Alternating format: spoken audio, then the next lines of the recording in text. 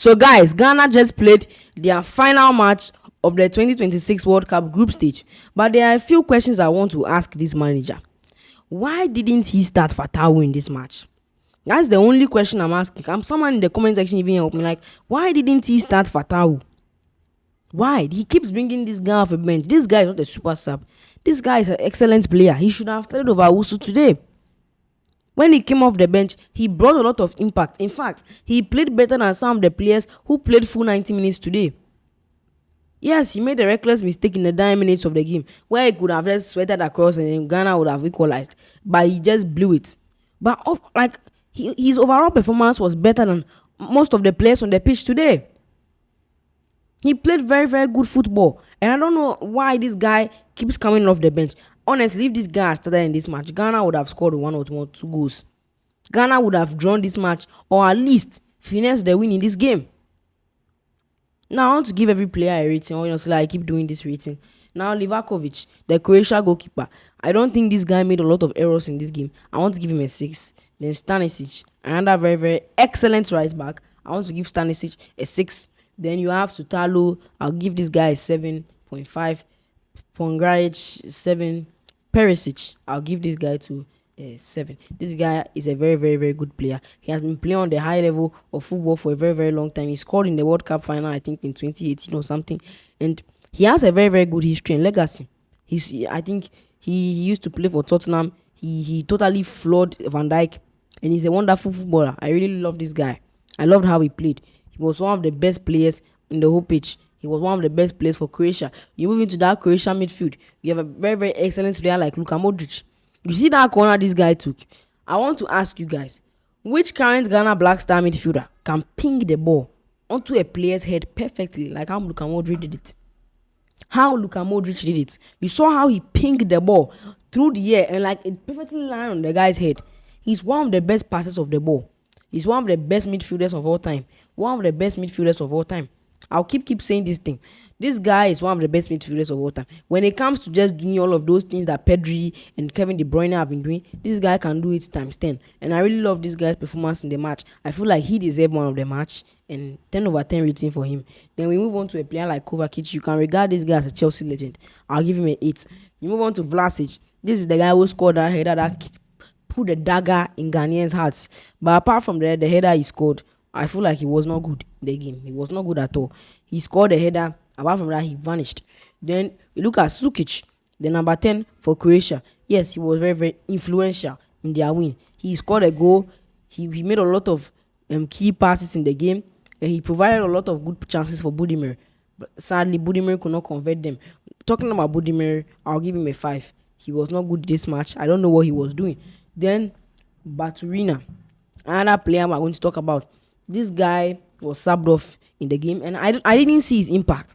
I did not see his impact. I feel like he shouldn't have started. Someone else should have started, and I feel like this match should have been a straight win. Also, I didn't see Josko Vardio starting the match. Regardless that they won, I feel like he should have started over Sutalo because he's a better defender in my opinion. Then we move on to Ghana. Now here's where things get a bit tricky. Now, I want to start rating by Asari, darling boy Asari. This guy is a wonderful goalkeeper. He's an excellent goalkeeper, and he is the savior for Ghana.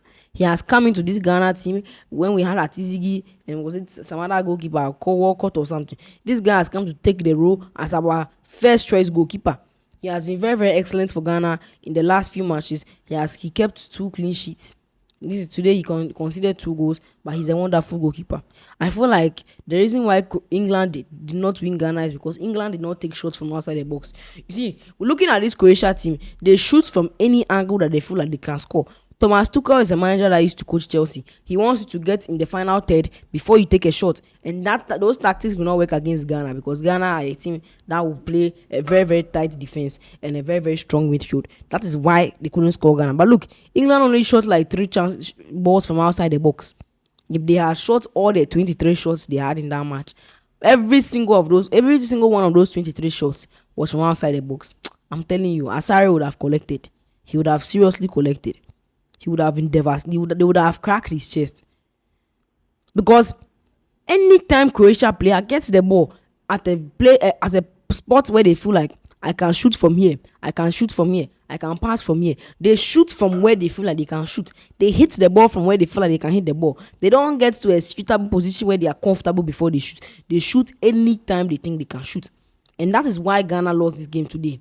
I keep saying is that don't be so excited that you drew against England, because this manager Thomas Tuchel, I feel like they will sack him after the World Cup if he cannot get a good result. This guy, he wants you to get to the final third before you shoot, which will not help. It's not really going to help. That is why I no longer support England to win the World Cup. In fact, I'm hate watching them because they didn't call up some of my players. Now let's move on to Mensah. Today, Mensah, I didn't like what you were doing. Honestly, I don't like what you were doing.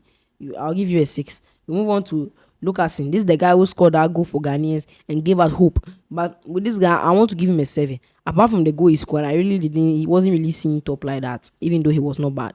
Then move on to Ajete. The last match, Ajete was really able to link well with Mensah, but this match they didn't really link well, and that is one of the reasons why Ghana lost. You move on to a midfielder like Senaya.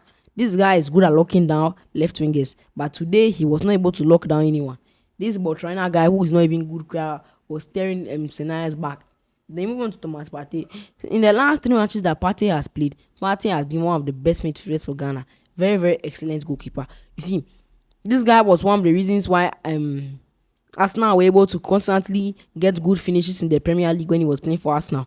Because at his time at Arsenal, he was always one of the heartbeats of their midfield and their defense. Every time this guy gets the ball at a good position, he will shoot and he is going to defend any shot coming outside the box. Sulemana on that left mid. Yes, this guy was a very excellent. Sulemana, I really loved how you played today. But the thing is, a few missed chances, a few tiny errors and mistakes, I want to give this guy a 5/10.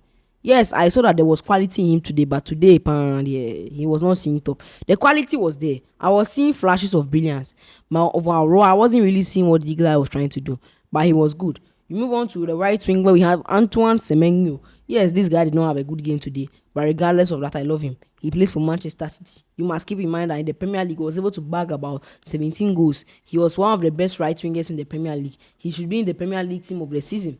This guy is a very, very excellent right winger. I feel like he's not being played on the left wing, and that's why he's not profiting that much.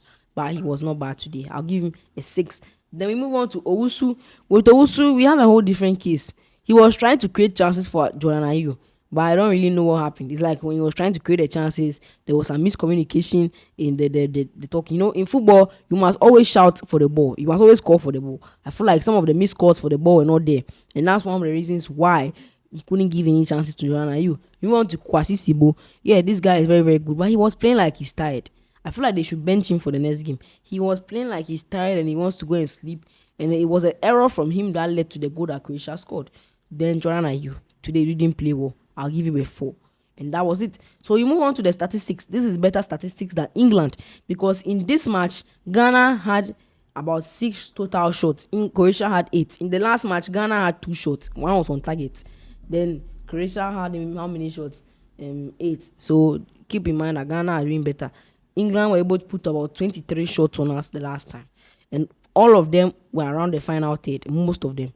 Now we are looking at the expected goals. So this is what really makes me happy as a Ghanaian. Ghana had about 0.64 expected goals, whilst Croatia just had 0.42, which will just show you that Croatia did not have an expected chance to score more goals because they were not creating chances.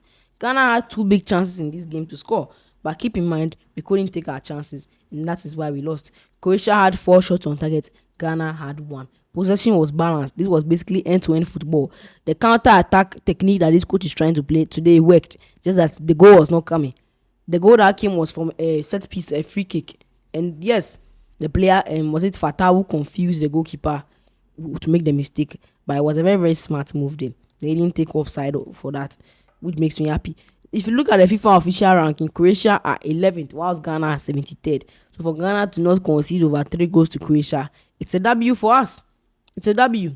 Now let's look at Ghana in the standings. So in our group, Ghana were able to finish 3rd with 4 points and 2 goal difference. So in the ranking of the 3rd place teams, now Ghana are 3rd. So Ghana are going straight to the round of 32, and we are going to face the almighty Colombia. Shakira is for Colombia. We have Luis Diaz. We have James Rodriguez. who are very, very excellent players. Very, very excellent players. They will die for the team. And these are the kind of players that Ghana need to have. Since we finished third and we're going to the round of 32, we had a chance of facing Senegal, Portugal, or Colombia. If we had finished first in our group, which would have been if England did not win Panama and Ghana are able to win Croatia, we'll top our group and we'll play Senegal. But I don't think Ghana can beat Senegal. I said it in my last video. Then move on to the second place team who would have faced Portugal, would have faced Ronaldo, and obviously this is his last World Cup, so they would have demolished us. Then if we are third, we'll face Colombia. Colombia, out of the three teams I just said, Colombia one of the teams which Ghana can finesse a win against. But if you look at it overall, Ghana have a chance against Colombia, and hopefully that game will be played soon. So stay tuned for that video I'm going to post. Ghana did not play bad football today. They were not bad at all. I feel like Ghana could have won this game. In fact, if not for a few mistakes and the coach for not starting Fatawu today, Ghana would have had a chance of winning this game. So let's see what Ghana can do in the round of 32. Do well to drop a like, a comment, subscribe, follow me on all social media platforms. It's your boy Okonfo Black, and I'm out.